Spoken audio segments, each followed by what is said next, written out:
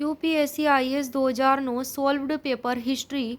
Question number 1, अनेकांतवाद निम्नलिखित में से किसका क्रोध सिद्धांत व दर्शन है? तो इसका आंसर है जैन मत का व्याख्या है। दर्शन के क्षेत्र में जैन धर्म ने स्यादवाद अनेकांतवाद का प्रतिपादन किया, जो प्राचीन भारतीय दार्शनिक व्यवस्था की एक अमूल्य निधि मानी जाती है। इसके अनुसार प्रत्येक प्रकार का ज्ञान 7 स्वरूपों में व्यक्त किया जाता है। कितने? 7 में। पहला है, दूसरा है नहीं है, तीसरा है और नहीं है, चौथा है कहा नहीं जा सकता, पांचवा है किंतु कहा नहीं जा सकता, छठा है नहीं है और कहा जा सकता है, सातवां है नहीं है और कहा नहीं जा सकता। नोट, अनेकांतवाद को सप्तभंगी ज्ञान भी कहा जा सकता है। प्रश्न नंबर 2 है, प्रसिद्ध विरूपाक्ष मंदिर कहाँ स्थित है? तो इसका आंसर है हम्पी में। नोट, यहाँ पंपावती मंदिर भी स्थित है। कहाँ पर स्थित है पंपावती मंदिर? हम्पी कर्नाटक में, विजयनगर। यह मंदिर भगवान शिव को समर्पित है। विरूपाक्ष मंदिर, इस मंदिर को 1509 में विजयनगर के प्रसिद्ध शासक कृष्णदेवराय ने बनवाया था। किसने बनवाया था? विजयनगर के प्रसिद्ध शासक कृष्णदेवराय ने। प्रश्न नंबर 3 है, महान धार्मिक घटना मस्तकाभिषेक, महामस्तकाभिषेक किससे संबंधित है और किसके लिए यह की जाती है? मस्तकाभिषेक, महामस्तकाभिषेक तो बाहुबली से संबंधित है। जैन धर्म का महत्वपूर्ण उत्सव है। कौन सा है जैन धर्म का महत्वपूर्ण उत्सव? महामस्तकाभिषेक। यहाँ 12 वर्ष के अंतराल पर कर्नाटक राज्य के श्रवणबेलगोला शहर में आयोजित किया जाता है यह महोत्सव, और यहाँ पर भगवान गोमतेश्वर बाहुबली की 18 मीटर ऊंची मूर्ति अवस्थित है। प्रश्न नंबर 4 है, अंग्रेजों ने सूरत में अपनी पहली फैक्ट्री किसकी अनुमति से स्थापित की थी? तो जहांगीर की अनुमति से। इंग्लैंड के राजा जेम्स प्रथम के दूत के रूप में कैप्टन हॉकिंस सूरत पहुंचा था। पुनः 1609 में वह जहांगीर के दरबार में पहुंचा था। हॉकिंस को 400 का मनसब जागीरें और खान की उपाधि प्रदान की थी। किसने की थी? जहांगीर ने। 1613 ईस्वी में जहांगीर ने सूरत में फैक्ट्री लगाने की अनुमति प्रदान की। फिर थॉमस रे जेम्स प्रथम के राजदूत के रूप में जहांगीर के दरबार में आया और व्यापार और फैक्ट्री स्थापित करने की अनुमति प्राप्त की। प्रश्न नंबर 5 है, स्वतंत्रता संग्राम के दौरान अरुणा आसफ अली किस भूमिगत क्रियाकलाप की प्रमुख महिला संगठक थी? भारत छोड़ो आंदोलन की। उन्हें 1942 ईस्वी में भारत छोड़ो आंदोलन के दौरान मुंबई के ग्वालियर टैंक मैदान में कांग्रेस का झंडा फहराने के लिए हमेशा के लिए याद किया जाता है। प्रसिद्ध स्वतंत्रता सेनानी थी। कौन थी? अरुणा आसफ अली। प्रश्न नंबर 6, डेर हेयर और अलेक्जेंडर डव के साथ मिलकर किसने कलकत्ता में हिंदू कॉलेज की स्थापना की? राजाराम मोहन राय ने। हिंदू कॉलेज की स्थापना समिति के अध्यक्ष थे राजाराम मोहन राय, जिसे बाद में हिंदू कॉलेज को बाद में प्रेसिडेंसी कॉलेज के नाम से जाना गया। 1817 में ब्रिटिश सरकार ने हिंदू कॉलेज बनाने के लिए अनुदान दिया था, जिसमें अंग्रेजी माध्यम की शिक्षा दी जाती थी। प्रश्न नंबर 7 है, किसने अहमदाबाद टेक्सटाइल लेबर एसोसिएशन की स्थापना की थी? महात्मा गांधी जी ने की थी 1920 में। प्रश्न नंबर 8, निम्नलिखित कथनों पर विचार कीजिए।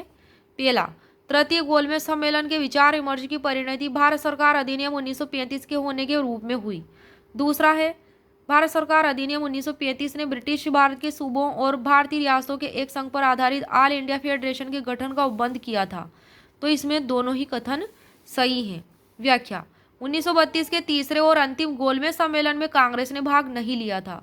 1932 वाले में यह लंदन में आयोजित था। इस सम्मेलन में भारत सरकार अधिनियम 1935 के लिए ठोस योजना को अंतिम रूप से पेश किया गया था। इसमें ब्रिटिश भारत के सूबों और भारतीय रियासतों के एक संघ पर आधारित ऑल इंडिया फेडरेशन के गठन का प्रावधान था। प्रश्न नंबर 9 है, निम्नलिखित कथनों पर विचार कीजिए। पहला है, भारत की पूर्ण स्वतंत्रता के लिए। दूसरा है, संविधान निर्मात्री निकाय की रचना के लिए। हाँ, तो इसमें क्वेश्चन क्या पूछा गया है कि निम्नलिखित कथनों पर विचार कीजिए। क्रिप्स प्रस्ताव में प्रावधान सम्मिलित था। प्रश्न क्या है? क्रिप्स प्रस्ताव में प्रावधान सम्मिलित था, तो इससे रिलेटेड स्टेटमेंट है भारत की पूर्ण स्वतंत्रता के लिए था या संविधान निर्मात्री निकाय की रचना के लिए था। तो इसमें कौन सा करेक्ट बताया गया है स्टेटमेंट? संविधान निर्मात्री निकाय की रचना के लिए था, ना कि भारत की पूर्ण स्वतंत्रता के लिए। तो क्रिप्स प्रस्ताव में प्रावधान सम्मिलित था संविधान निर्मात्री निकाय की रचना के लिए। व्याख्या है, भारत को तत्काल द्वितीय विश्व युद्ध में शामिल करने के लिए ब्रिटिश पीएम चर्चिल ने कैबिनेट मिशन स्टेफर्ड क्रिप्स के नेतृत्व में एक सद्भावना मिशन 23 मार्च 1942 को भारत भेजा था। क्रिप्स ने एक प्रस्ताव पेश किया जिसके अनुसार युद्ध समाप्ति के बाद भारत का डोमिनियन स्टेट का दर्जा दिया जाएगा। ये बात इसमें भेजी गई थी। 23 मार्च 1942 को भारत आया था। प्रस्ताव में क्या था? पहला, युद्ध समाप्ति के बाद जो भी युद्ध था उस समय चल रहा था ये द्वितीय विश्व युद्ध, तो उसकी समाप्ति के बाद भारत का डोमिनियन स्टेट का दर्जा दिया जाएगा भारत को। दूसरा है, एक संविधान निर्मात्री परिषद बनाने का वायदा किया जिसके कुछ सदस्य प्रांतीय विधायकों द्वारा नामांकित और कुछ शासकों द्वारा नामांकित करने का प्रावधान था। थर्ड, पाकिस्तान की मांग के लिए इस व्यवस्था के तहत गुंजाइश बनाई कि यदि किसी प्रांत को नया संविधान स्वीकार्य नहीं होता है किसी को, तो अपने भविष्य के लिए ब्रिटेन से अलग समझौता करेगा। फोर्थ, यह संस्था भविष्य में क्रिप्स वाली कि ब्रिटिश राष्ट्रमंडल से पृथक होने और भारत की पूर्ण स्वतंत्रता के लिए प्रस्ताव कर सकती थी। कब? भविष्य में ब्रिटिश राष्ट्रमंडल से पृथक होने, अलग होने और भारत की या फिर भारत की पूर्ण स्वतंत्रता के लिए प्रस्ताव कर सकती थी। यह सारा प्रावधान युद्ध के पश्चात होना था, इसलिए कांग्रेस, मुस्लिम लीग, हिंदू सभा, सिख और दलित जातियों ने भी क्रिप्स प्रस्ताव का विरोध किया था क्योंकि ये उनके हितों को भी प्रभावित कर रही थी। गांधी जी ने इस प्रस्ताव को पोस्ट डेटेड चेक कहा था। क्या कहा था? पोस्ट डेटेड चेक, उत्तर दिनांकित चेक। प्रश्न नंबर 10, गोल्डन थ्रेशोल्ड नामक कविता संग्रह की ये रचयिता निम्नलिखित में से कौन सी थी? तो सरोजिनी नायडू थी। 13 वर्ष की आयु में उन्होंने लेडी ऑफ द लेक शीर्षक से कविता लिखी थी। किसके नाम से? Lady of the lake. 13 वर्ष की आयु में नाम से एक कविता लिखी थी। 1930 में डांडी मार्च के समय जेल गई थी वे सरोजिनी नायडू जी।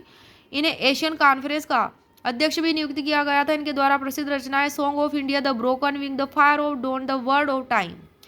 प्रश्न नंबर 11 है, ओगाडन क्षेत्र के लिए निम्नलिखित में से किन दो देशों ने लड़ाई की थी? इथियोपिया और सोमालिया ने की थी 1977-78 में। विश्व का इतिहास पहले पूछा जाता था, 2009 का सॉल्व पेपर है। अब प्री से इसको हटा दिया गया, प्री में पहले ये पूछा जाता था।